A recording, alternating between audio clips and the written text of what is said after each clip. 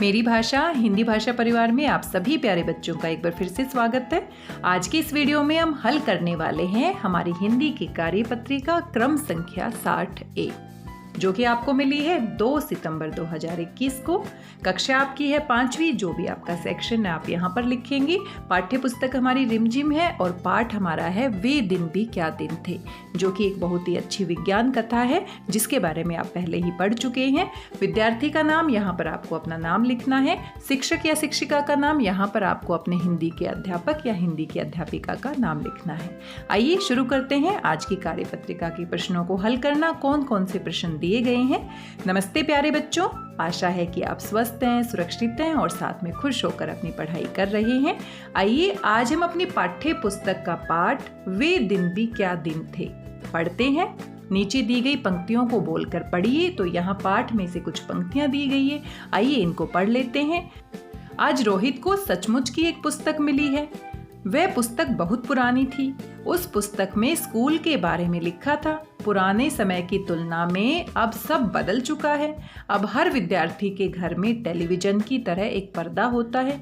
उस मशीन के निर्देश मानकर बच्चों को सब याद करना होता है। वह मशीन अंत में बच्चों की परीक्षा भी लेगी। यानी कि हमारी जो कहानी है वे दिन भी क्या दिन थे, उसमें भविष्य की कथा के बारे में बताया गया है कि बहुत सालों के बाद भविष्य में किस तरह के स्कूल होंगे। स्कूल खत्म ही हो जाएंगे और सभी बच्चे अपने घर पे कंप्यूटर की सहायता से स्क्रीन पर, बड़ी स्क्रीन पर पढ़ेंगे। वहाँ पर कोई टीचर नहीं होगा, कोई अध्यापक नहीं होगा। मशीन की सहायता से सभी बच्चे पढ़ेंगे और उनकी परीक्षाएं भी, जैसे आजकल ऑनलाइन परीक्षाएं हम देते हैं, ऑनलाइन हम पढ़ाई कर रहे हैं। टीचर आपके बिल्कुल सामने नहीं होते हैं जैसे कक्षाओं में होते थे। तो कुछ ऐसा ही माहौल हमारी जो कहानी है वे दिन भी क्या थे उसमें होता है। तो हम अंदाजा लगा सकते हैं कोविड-19 के दौरान किस तरह की परिस्थितियों का हमें सामना करना पड़ रहा है। आपको किस तरह की पढ़ाई करना अच्छा लगता है, ऑनलाइन या ऑफलाइन? आपके टीचर आपके सामने होते हैं तब आपको अच्छा समझ में आता है या फिर ऑनलाइन आपको समझ में आ जाता है? तो इसके बारे में आप जरूर सोचिएगा। आइए देखते हैं यहाँ पर क्या दिया गया है। यहाँ पर कुछ शब्दों को आप देख सकते हैं, जैसे कि मिली है, पुरानी थी, लेगी। इनको रंगीन यहाँ पर लिखा गया है। ऊपर दिए गए गद्यांश में गहरे रंग के शब्द जैसे कि मिली है, पुरानी थी और लेगी क्रिया के होने के समय अर्थात काल के बारे में जानकारी देते हैं। काल के बदलने पर क्रिया का रूप भी बदल जाता है। आप सभी जानते हैं काल हम किसे कहते हैं, समय को कहते हैं। कुछ कार्य ऐसे होते हैं जो हो चुके होते हैं, यानी भूतकाल में हो चुके हैं, कुछ वर्तमान में कर रहे हैं और कुछ को हम भविष्य में करते हैं। और काल के बारे में कक्षा 4 में भी आप पढ़ चुके हैं काल किसे कहते हैं। काल हमें समय के बारे में बताता है कि जो हमारा काम है वो भूतकाल में हुआ है, वर्तमान में हुआ है या फिर भविष्य में होगा। तो यहाँ पर हम आज पढ़ने वाले हैं काल के बारे में। क्रिया के जिस रूप से कार्य के होने के समय का पता चलता है, किस समय में काम हुआ है, वह हमारा क्या होता है, काल होता है। और आप यहाँ पर देख सकते हैं, यहाँ पर एक काल की परिभाषा दी गई है। काल हमारे मुख्य रूप से कितने प्रकार के होते हैं? 3 प्रकार के होते हैं। एक हमारा होता है भूतकाल जो हो चुका है, वर्तमान काल जो हमारा चल रहा होता है और भविष्य काल जो हम भविष्य में काम करने वाले होते हैं। इन्हीं के बारे में आज हमारे प्रश्न दिए गए हैं। आइए पहला प्रश्न देख लेते हैं।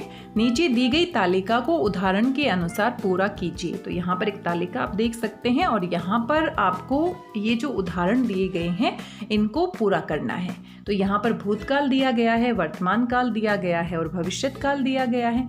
उदाहरण है आपका कल विद्यालय की छुट्टी थी। अब कल विद्यालय की छुट्टी थी यानी काम कब हुआ था? भूतकाल में छुट्टी थी। कल विद्यालय की छुट्टी थी, ये हमारा भूतकाल में है। और इसी वाक्य को हमने परिवर्तित करके किस में लिख दिया है? वर्तमान में भी लिख दिया है।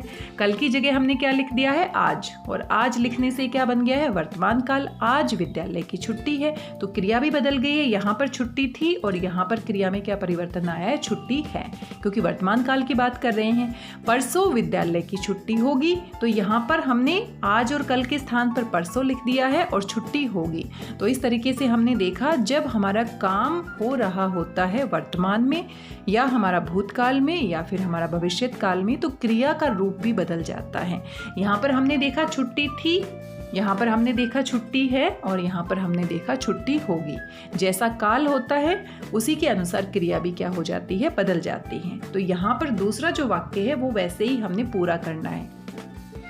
यहाँ पर वर्तमान काल में दिया गया है शेर शिकार कर रहा है, और भविष्य में भी दिया गया है शेर शिकार करेगा। तो बच गया कौन सा, भूतकाल। अब इसी वाक्य को भूतकाल में बनाना है। शेर ने शिकार किया, शेर ने शिकार किया यानी कर चुका है वो, तो शेर ने शिकार किया या शेर ने शिकार किया था। हमें यहाँ पर भूतकाल में इसी वाक्य को लिखना है। तो किस प्रकार से लिख सकते हैं, शेर ने शिकार किया था।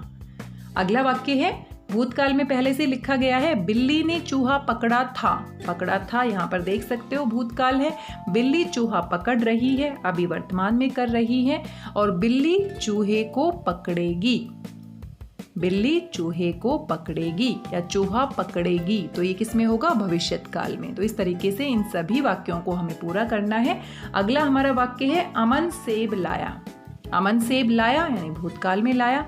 वर्तमान काल में क्या होगा, अमन सेब लाता है या अमन सेब ला रहा है।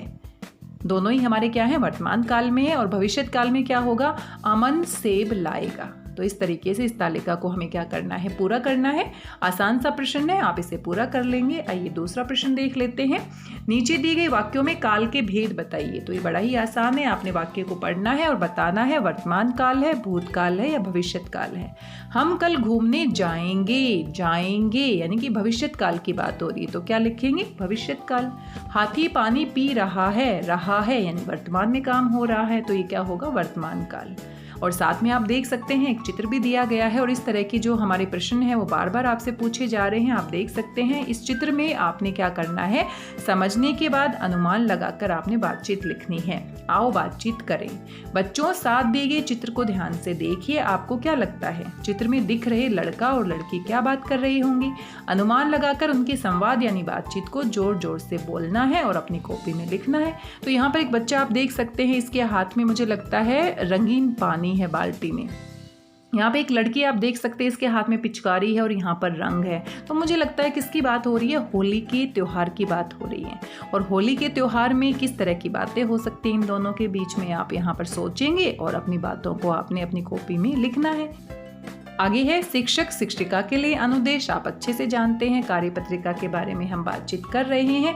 अभिभावकों के लिए सुझाव दिए गए हैं, बीता हुआ समय कभी नहीं लौटता। इस बात को समझाते हुए बच्चों को दैनिक जीवन में समय का सदुपयोग करने के लिए प्रेरित करें। जी हाँ प्यारे बच्चों, आप सभी जानते हैं एक बार जो समय चला जाता है वो कभी वापस नहीं आता।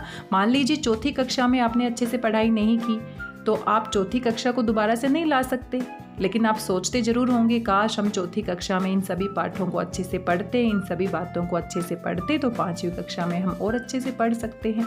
तो इसीलिए जो हमारा समय है बहुत कीमती होता है, एक बार जाने के बाद वापस कभी नहीं आता। समय को हम पैसे से खरीद नहीं सकते हैं, इसीलिए हर रोज हमें अच्छे से अपना काम करना है, अपनी पढ़ाई करनी है और अपने समय को बर्बाद नहीं करना है, क्योंकि पांचवी कक्षा आपकी दोबारा वापस कभी नहीं आने वाली है। जितने अच्छे तरीके से आप पढ़ेंगे उतने अच्छे तरीके से आपको पढ़ना चाहिए, ताकि आगे जो कक्षा आएगी तो उसमें जो भी बातें आप पढ़ेंगे तो बड़े आराम से उनको समझ सकते हैं। तो समय बहुत ही बलवान है और हम सभी को समय का महत्व समझते हुए समय का सदुपयोग करना चाहिए।